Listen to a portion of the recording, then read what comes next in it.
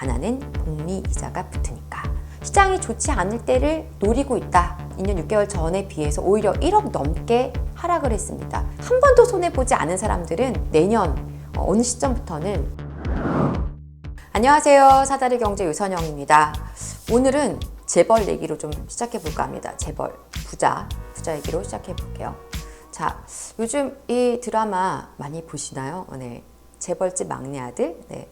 전 사실 저 드라마를 보지 않아서 그냥 어떤 재벌 아예 뭐 아들로 뭐 태어난 뭐 이야기라고 이렇게 알고만 있는데요.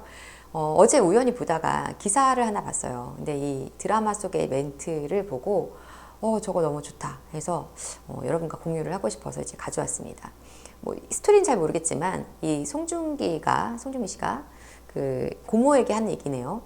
저 사람들한테 고모 2달과 달라요. 고모한테는 겨우 옷차림이나 바뀔 시간이겠지만 가난한 사람들은 그 2달 동안 매일매일 더 끔찍한 속도로 가난해질 겁니다. 가난은 복리이자가 붙으니까 라고 얘기를 하네요.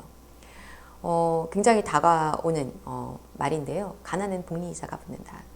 이제 가난한 상황에서 이 가난이 점점 심화되기가 쉽다라는 얘기죠. 예를 들어서 몸이 아파요. 돈이 없으면 몸이 아픈데 돈이 없으니까 병 제대로 치료를 못 받겠죠.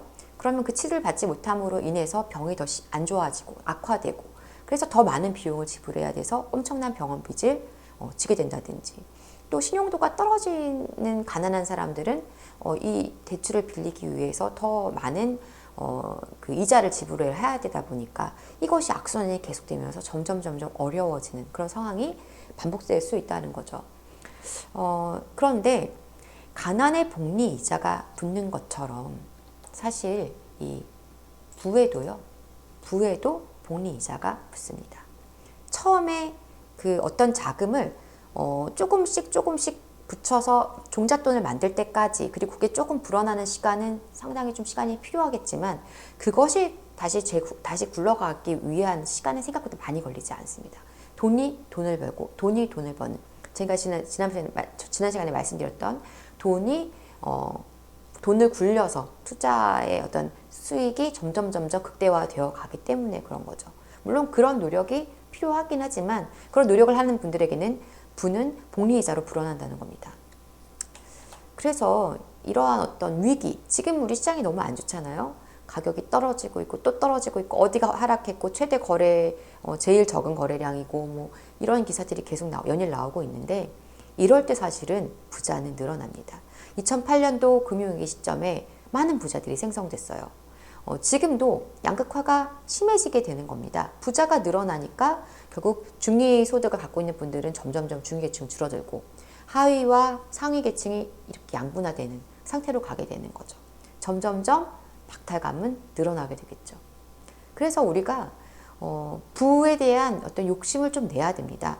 부가 모든 것이 다 답은 아니겠지만 우리는 거기에서 상당수 많은 차이를 만들어낼 수 있기 때문에.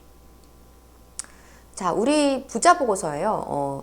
부자 보고서는 그 KB 금융연구소 그리고 하나금융연구소 두 곳에서, 더 있는지 모르겠지만 제가 알기로는 두 곳에서 매해 발행을 하는데요. KB에서는 이제 겨울에 12월에 이렇게 부자 보고서 발행을 합니다.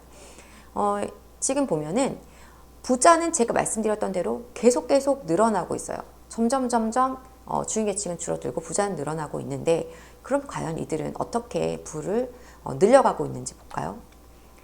부동산을 보면 부동산의 그 자산의 부동산 자산이 점점 불어나는 걸 확인할 수 있습니다. 이것은 부동산에 대한 어떤 투자를 계속 지속하는 것도 있을 수 있겠지만 부동산 자체의 어떤 자산 가치가 상승하면서 부동산 가격이 오르면서 그 자산이 그대로 전체 자산의 어떤 확장으로 이어졌다라고도 볼 수 있을 것 같고요. 2021년도 말까지부터 부동산을 가지고 데이터를 뽑은 것이긴 합니다만 그래도 큰 틀에서 보면 계속 지속적인 어떤 부동산 자산의 확장이 되고 있음을 확인할 수가 있죠. 그리고 상당수의 부동산의 비율이 주택에 많이 비중 차지하고 있다는 걸 알 수가 있는데, 지금 여기에 부자 보고서에 나오는 부자의 기준이 금융자산 10억 이상을 얘기하다 보니까 그런 것입니다. 그래서 지금 점점점 이것은 어떤 금융자산의 범위가 클수록 이 부동산에 대한 비중보다 금융에 대한 비중이 좀 늘어나기는 합니다만 부동산 부분에서 상당히 많은 어떤 자산이 배포돼 있음을, 이렇게 분포돼 있음을 확인할 수가 있죠. 자, 이분들은 앞으로는 어떻게 볼까요? 앞으로 역시 유망 투자처로 부동산을 보고 있습니다. 그리고 현금을 모으면서 투자 시기를 살피고 있는 분들이 많아요. 지금 보면은 앞으로 이제 딸 명의로 좀 부동산 시세가 더 내려가면 좀 아파트를 하나 해주고 싶다. 무슨 얘기냐면 증여해서 아니면 딸 앞으로 약간 일부 자금을 증여해서 집을 사주고 싶다. 이런 것이죠. 이런 것이고, 그다음에 또 급매물이나 경매도 눈여겨보고 있다. 시장이 좋지 않을 때를 노리고 있다라는 얘기가 되겠습니다. 아파트와 임대 수익 나는 단독 중심으로 좀 보고 있다. 물론 뭐 주식 좀 더 떨어지면 사고 싶다, 뭐 미국 부동산 보고 싶다 이런 분들도 있지만 전반적으로 투자 시기를 좀 기다리고 있다. 현금 들고 총알 준비하고 대기 중이라는 얘기입니다. 이것은 그 제가 이제 속해 있는 어떤 이제 좀 부자들이 모여 있는 톡방이나 아니면 그 많은 그 좀 부자 어느 정도 투자를 어느 정도 세팅해 놓으신 많은 분들, 여기 상담 보시는 분들도 상급지 이동 내지는 지금 뭔가 더 좋은 것을 담기 위한 그런 문의를 많이들 하고 계세요. 그만큼 뭔가 투자의 경험을 바탕으로 한 다음 스텝을 준비하시는 분들은 많이 있다는 겁니다. 그리고요, 조금 아쉽다라기보다는 부자들의 생각 속에서 우리가 좀 이거는 좀 심각하게 받아들여야 될 부분인데요. 부자의 34.6%, 거의 한 35%는 상속과 증여 계획을 갖고 있고요. 그리고 부자의 93.5%는 자녀에게 자산 이전을 희망을 하고 있다. 자, 무슨 얘기냐면 부는 갈수록 대물림이 심화될 것이다 라는 겁니다. 스스로 흑수저가 금수저로 될 수 있었던 분들도 있고 그랬던 시기가 있어요. 2010년도 뭐 전후에서 또 한 번 시장이 바뀌어지면서 굉장히 급격하게 자산을 획득하게 되신 분들이 많죠. 그런데 계속 그럴 수 있을지 없을지는 모르지만 그렇게 되기 어려울 거라는 생각 때문에 자식들에게 자산을 물려주시려는 분들이 점점 늘어나고 있다는 겁니다. 양극화가 심해지고 있는데 부의 대물림은 더 심해진다는 얘기죠. 내 자녀에게 나는 뭘 해줄 수 있나요? 우리가 한번 생각해 봐야 됩니다. 저는요, 굉장히 어렵지 않다고 생각합니다. 작은 시작을 통해서 우리가 그 다음 스텝으로 가야 하는데 그 작은 시작은 부동산을 통해서 할 수 있다고 생각해요. 시장이 이렇게 뒤숭숭한데 뒤숭숭하기 때문에 지금이 기회라고 생각합니다. 아파트 3개의 시세 그래프를 가져왔습니다. 지금 보시면 그래프가 좀 특이하죠. 지금 이렇게 산처럼 모든 그래프가 되어 있는데 제가 한 2년 6개월 정도, 2년 반 전의 시세에 대비했을 때 지금 모습인데요. 이게 아파트들이 잘 엄청나게 빠르게 오르다가 고점 찍고 다 주르륵 내려와서 2년 5개월 전에 비해서 오히려 5천만 원 시세가 하락해 있는 상태예요. 이 아파트 같은 경우는. 그래서 고점을 찍었을 때는 뭐 11억, 12억 이렇게 가던 아파트가 7억 6천대 지금 와 있습니다. 그리고 이 아파트 같은 경우에는 2년 반 전, 2년 6개월 전에 비해서 오히려 1억 넘게 하락을 했습니다. 그래서 고점은 한 15억까지 갔다가 지금 쭉 가격이 빠져서 10억대에 지금 와 있어요. 자, 그리고 이 아파트 같은 경우는 2020년 6월부터 해서 2년 6개월 전 비해 여기도 한 1억 정도가 오히려 하락을 했는데 고점 대비해서는 뭐 한 18억까지를 바라보던 아파트가 12억 6천대 내려와 있습니다. 자, 여러분, 이 아파트를 지금 매수하는 게 두려우신가요? 제가 볼 때는요, 지금의 부동산의 어떤 시장의 흐름은 기회의 버스가 다가오고 있는 상황이에요. 그 기회의 버스는 제가 볼 때는 자주 올 버스는 아니라고 봅니다. 많이 올랐었고 비정상적인 상승이었다고 생각하시는 분들도 있겠지만 지금 이 시점에서 매수한다면 제가 볼 때는 굉장히 안정적인 시세에서 매수하시는 겁니다. 그래서 아주 부담이 큰 그런 어떤 타이밍은 아니고요. 이 시세가 다시 또 우리에게 올 수 있는 기회는 또 쉽지 않을 거라고 생각을 하거든요. 그래서 너무 겁내시면 안 됩니다. 자, 이 얘기를 한번 마지막으로 드리고 싶은데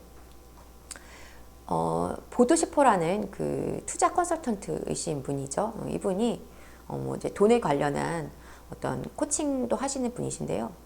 이런 얘기를 했습니다. 돈을 한 번도 잃지 않은 성공한 투자자는 나는 지금까지 단 한 사람도 본 적이 없다. 하지만 나는 돈을 굴리면서 한 번도 손해를 본 적이 없는 가난한 사람은 많이 봤다. 자, 무슨 얘기일까요? 말이 좀 복잡하신 분, 국어 독해 능력이 안 되시는 분을 위해 주황색만 한번 읽어보면 잃지 않은 성공한 투자자를 본 적이 없다. 하지만 손해를 본 적이 없는 가난한 사람은 많이 봤다라는 겁니다. 다시 말하면 항상 성공한 투자자들은 모두 손해를 봤다라는 거예요. 성공을 하기 위한 손해는 항상 있었다는 겁니다. 그런데 성공적인 투자를 위한 손해는 항상 있었지만 한 번도 손해보지 않은 사람들은 가난하더라, 보편적으로. 그런 얘기입니다. 우리가 약간의 어떤 리스크에 대한 부담을 느끼신다면 성공적인 투자를 하기가 어려워요. 조금도 잃지 않으려고 한다면 그 살얼음판을 걸어가려고 하나도 잃지 않으려고 하다 보니까 결국은 과감하게 앞으로 못 나간다는 겁니다. 여기는 얼음이 있지 않을까? 얼음 녹지 않았을까? 하면서 발을 조심조심 디디다 보면은 나가지 못한다는 거죠. 근데 이 정도면 괜찮은 것 같은데 하고 나아가다 보면 찌직한다면 또 조금 비껴가면서 그렇게 나갈 수 있는데 내가 전혀 1도 어떤 리스크도 어떤 위험도 나는 쥐고 싶지 않다면 결국은 멈춰있게 된다는 얘기죠. 시장이 많이 어렵기 때문에 사실 저도 이런 말씀을 드리는 것이 굉장히 부담스럽지만 지금 시장은 우리가 너무너무 두려워할 시장은 아니라고 봅니다. 뭐 하시기에? 매수하시기에. 그래서 지금 당장 뭘 사자가 아닙니다. 그리고 당장 뭘 사면 지금 엄청 오를 거야 아닙니다. 하지만 지금 시장은 우리가 한번 관심 깊게 지켜보고 매수를 노리는 시기를 저울질해야 하는 시기인 건 분명히 맞는 것 같고요.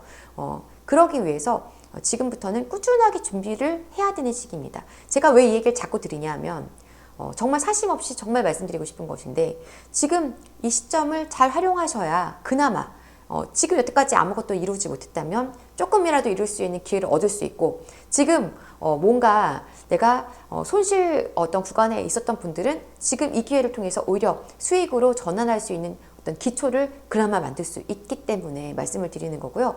내가 좋은 타이밍에 상급지를 못 갔던 분들에게는 지금이 상급지로 이동할 수 있는 어떤 찬스라는 생각이 들기 때문에 이 시기가 중요하다는 얘기를 드리는 겁니다. 그 기간이, 그 기회의 기간이 그렇게 길지 않아요. 아마도 내년 어느 시점부터는 그 기회의 버스가 점점 멀리 떠나가기 시작할 겁니다. 그래서 지금부터 준비를 하셔야 그 기회의 버스 문이 열릴 때 딱 타고 승차할 수 있다라는 거죠. 제 얘기가, 제 진심이 전해졌기를 바랍니다.